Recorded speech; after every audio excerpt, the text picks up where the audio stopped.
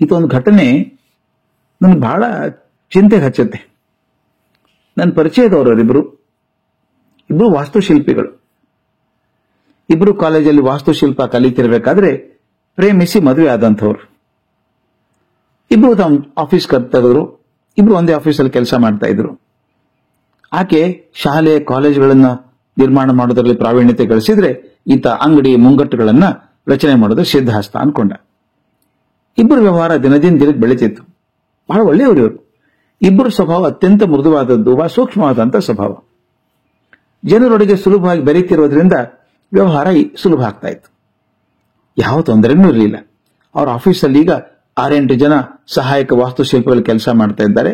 ಒಳ್ಳೆ ಡಿಸೈನರ್ ಅಂತ ಹೆಸರಾಗಿತ್ತು. ಅವ್ರಿಗೆ ಮದುವೆಯಾಗಿ 10 ವರ್ಷ ಆದರೂ ಮಕ್ಕಳಾಗಲಿಲ್ಲ. ಅವ್ರ ಮನಸ್ಸಲ್ಲೇ ಕೊರಗಿತ್ತೋ ಏನೋ ಗೊತ್ತಿಲ್ಲ. ಹೊರಗಡೆ ಮಾತ್ರ ಹೇಳ್ತಿರ್ಲಿಲ್ಲ, ಅವರು ತೋರಿಸ್ಕೊಡ್ತಿರ್ಲಿಲ್ಲ. ನಗನಗ್ತಾ ಅನ್ಯೋನ್ಯವಾಗಿ ಬದುಕಿದ್ರು. ಎಷ್ಟೋ ಸಲ ಅನ್ಕೋತಿದ್ದೆ ನಾನು, ಅವ್ರು ನೋಡಿದಾಗ ಈಗ ತಾನೇ ಮದುವೆ ಆದ ದಂಪತಿಗಳ ಹೆಂಗ್ ಉಲ್ಲಾಸ ತಂದಿದ್ದಾರಲ್ಲ, ನಗನಗ್ತಾ ಇರ್ತಾರೆ, ಸಂತೋಷವಾಗಿರ್ತಾರೆ, ಹಾಗಿರ್ಬೇಕಪ್ಪ ದಂಪತಿಗಳು ಅನ್ಸ್ತಿದ್ದಾನೆ. ಒಮ್ಮೆ ಯಾವಾಗಲೂ ಅವ್ರ ಮನಸ್ಸಲ್ಲಿ ಒಂದು ಮಗುನ್ ದತ್ತಕ್ಕೆ ತಗೋಬೇಕು ಅಂತ ವಿಚಾರ ಬಂದಿತ್ತು ಅಂತ ಕೇಳಿದ್ದೆ. ಕೊನೆಗೆ 4-6 ಜನ ಮಕ್ಕಳು ನೋಡ್ಕೊಂಡು ಬಂದ್ರಂತೆ. ಕೊನೆಗೆ ಅಂದ್ರಂತೆ ಯಾವುದು ಬೇಡ, ಯಾಕೆ ಮಕ್ಕಳನ್ನು ಸಾಕೋಬೇಕು, ನಾವೇ ಮಕ್ಕಳು ಹಾಗೆ ಸಂತೋಷದಿಂದ ಇದ್ದು ಬಿಡೋಣ ಅಂತ ತೀರ್ಮಾನ ಮಾಡಿ ನಿರ್ಮಂಬಳವಾಗಿದ್ಬಿಟ್ರು. ಎಲ್ಲ ಸುಸೂತ್ರವಾಗಿ ನಡೀತಾ ಇದ್ರೆ ಅದಕ್ಕೆ ಜೀವನ ಅಂತ ಯಾಕೆ ಕರಿಬೇಕು ಸ್ವಾಮಿ? ಆಫೀಸ್ನಲ್ಲಿ ಕೆಲಸದ ಒತ್ತಡ ಹೆಚ್ಚಾಗ್ತಾ ಇತ್ತು. ಕೆಲವೊಂದ್ಸಲ ಮನಸ್ಸಲ್ಲಿ ಏರುಪೇರು ಆಗ್ತಾ ಇತ್ತು. ಒಂದಿನ ಗಂಡ ಬೆಳಿಗ್ಗೆ ಆಫೀಸ್ ಹೊರಡು ನಿಂತಾಗ ಯಾವುದೋ ಕೆಲಸಕ್ಕೆ ಇನ್ಸ್ಪೆಕ್ಷನ್ ಹೋಗಬೇಕು, ಸೈಟ್ ಇನ್ಸ್ಪೆಕ್ಷನ್ಗೆ ಅಂತ ಹೇಳಿದ್ರು. ಯಾವುದೋ ವಿಷಯಕ್ಕೆ ತಿಂಡಿ ತಿನ್ನೋಕೆ ಕೂತಿದ್ದಾರೆ. ಯಾವುದೇ ವಿಷಯಕ್ಕೆ ಒಂದು ಚರ್ಚೆ ಬಂತು. ಹೆಂಡತಿ ಗಂಡ ಹೇಳಿದ್ರು ಸರಿ ಅನಿಸ್ಲಿಲ್ಲ. ಹೆಂಡತಿ ಹೇಳಿದ್ ವ್ಯವಹಾರಿಕ ಅಲ್ಲ ಅಂತ ಗಂಡ ಹೇಳಿದ್ರು. ಮಾತಿಗೆ ಮಾತು ಬೆಳೀತು. ಗಂಡನ ಕೋಪ ಹೆಚ್ಚಾಯಿತು. ಹೆಂಡತಿ ತಂದು ಇಟ್ಟಿದ್ಲಲ್ಲ ಮುಂದೆ ತಿಂಡಿ ತಟ್ಟೆ ತಳ್ಳಿಬಿಟ್ರು. ಬೇಡ ಬೇಡ ಹೋಗಿದನು ಅಂತ ಹೇಳಿ ಕೋಟ್ ಹಾಕೊಂಡು ಬೇರೆ ಅಂತ ಹೊರಟ್ಬಿಟ್ರು. ಹೆಂಡತಿಗೂ ತಲೆ ಬಿಸಿಯಾಗಿತ್ತು. ಹೋದ್ರು ಹೋಗ್ಲಿ ಬಿಡು. ತಾನು ತಿಂದ್ರೆ ಕೋಪದಿಂದ ಆಫೀಸಿಗೆ ಹೋದ್ರು. ಆಫೀಸ್ ಮುಟ್ಟಿ ಸುಮಾರು 1-1.5 ತಾಸು ಆಗಿರ್ಬೇಕು. ಒಂದು ಫೋನ್ ಬಂತವ್ರಿ. ಅದನ್ನು ಫೋನ್ ಮಾಡಿದವರು ರಾಮನಗರ್ ಪೊಲೀಸ್ ಅಧಿಕಾರಿಗಳು. ನೋಡಿಮ್ಮ, ಈ ಬಿಳಿ ಬಣ್ಣದ ಫೋರ್ಡ್ ಕಾರಿನ ನಂಬರು ಹೀಗಿದೆ, ಅದು ನಿಮಗೆ ಸಂಬಂಧಪಟ್ಟದ್ದಾ ಅಂತ ಕೇಳಿದ್ರು. ಹೌದು, ನಮ್ದೇ ಅದು.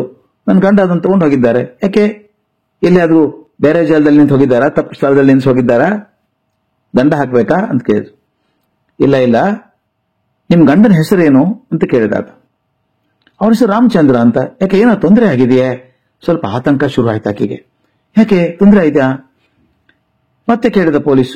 ಅವ್ರು ಕಪ್ಪು ಬಣ್ಣದ ಕೋಟ್ ಹಾಕೊಂಡಿದ್ರಾ, ಹಳದಿ ಟೀ ಶರ್ಟ್ ಮತ್ತು ಬಿಳಿ ಪ್ಯಾಂಟ್ ಹಾಕೊಂಡಿದ್ರಾ ಅಂತ ಕೇಳಿದ.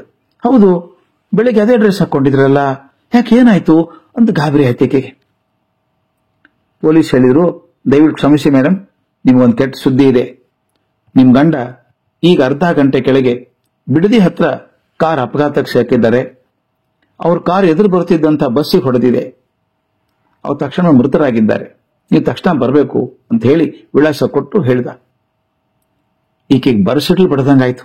ದೀಕ್ಷಿತ್ ತಪ್ಪಿ ಬಿದ್ರು. ಜೊತೆ ಅವರೆಲ್ಲ ಅವ್ನ ಕಾರಲ್ಲಿ ಕರ್ಕೊಂಡು ಹೋದ್ರು.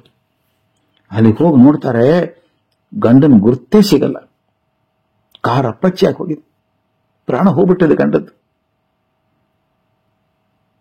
ಮುಂದೆ ಅವ್ರ ಮನಸ್ಸಲ್ಲಿ ಒಂದು ವಿಷಯ ಅಚ್ಚಳಿದ ಕೂತ್ಕೊಂಡ್ಬಿಡ್ತು ಸ್ನೇಹಿತರೆ.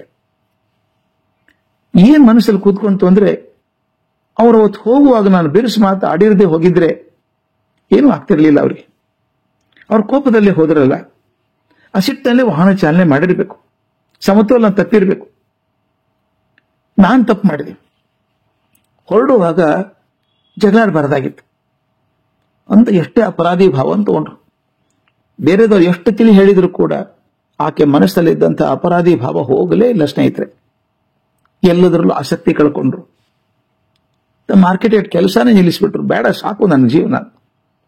ಆಕೆ ನೋಡಿದ್ರೆ ಹಿಂದೆ ಹೇಗೆ ಬದುಕಿದ್ರೋ ಆ ಜೀವನದ ನೆರಳಾದಂಗೆ ಆಗ್ಬಿಟ್ರು. ಆಕೆ ಕೊರಗಿ ಕೊರಗಿ ಮುಂದೆ 3 ವರ್ಷ ಕೂಡ ಆಕೆ ಬದುಕಲಿಲ್ಲ. ನನಗಿದು ಬಹಳ ಮನಸ್ಸಿಗೆ ಕಟ್ಟುತ್ತೆ. ನಾವೆಲ್ಲ ಚಿಂತೆ ಮಾಡ್ಬೇಕು ಸ್ನೇಹಿತರೆ. ಆವೇಶದಲ್ಲಿದ್ದಾಗ ತೂಕ ಕಳ್ಕೊಂಡು ಮಾತಾಡ್ಬಿಡ್ತೇವೆ. ಆಡುವಾಗ ಆ ಪರಿಣಾಮದ ಚಿಂತೆ ಇರೋದಿಲ್ಲ. ಆಮೇಲೆ ಚಿಂತೆ ಮಾಡಿ ಪ್ರಯೋಜನ ಇಲ್ಲ. ಒಂದು ಮಾತು ಈ ಸಂಸಾರ ಒಡೆದು ಹಾಕ್ಬಿಡುತ್ತೆ. ವ್ಯವಸ್ಥೆ ಒಡೆದು ಹಾಕ್ಬಿಡುತ್ತೆ, ಜೀವನ ನಾಶ ಮಾಡಿಬಿಡುತ್ತೆ. ಕೋಪ ಬಂದು ಮಾತಾಡುವಾಗ ಮನೆಯಲ್ಲಿ ದಂಪತಿಗಳಾಗಲಿ, ಗಂಡ ಹೆಂಡತಿಗೆ, ಹೆಂಡತಿ ಗಂಡನಿಗೆ, ಅಪ್ಪ ಅಮ್ಮ ಮಕ್ಕಳಿಗೆ, ಮಕ್ಕಳು ಅಪ್ಪ ಅಮ್ಮನಿಗೆ ಮಾತಾಡುವಾಗ ಸ್ವಲ್ಪ ಎಚ್ಚರ ಇರಲಿ ಸ್ನೇಹಿತರೆ.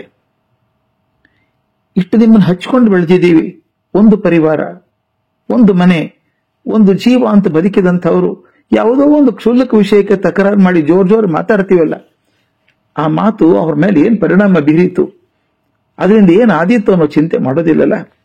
ಅದಕ್ಕೆ ನಾನು ದಯವಿಟ್ಟು ಎಲ್ಲರನ್ನು ಬೇಡ್ಕೊಳ್ಳೋದಿಷ್ಟೇನೆ, ಕೋಪದ ಮಾತು ಬರೋದಕ್ಕಿಂತ ಮೊದಲು ಸ್ವಲ್ಪ ಹುಷಾರಾಗಿ, ಆ ಮಾತಿನಿಂದ ಏನು ಅನಾಹುತ ಆದೀತು ಅನ್ನೋದೊಂದು ಚೂರು ವಿಚಾರ ಮಾಡಿದ್ರೆ ಆ ಕೋಪದ ಮಾತು ಬರಲ್ಲ.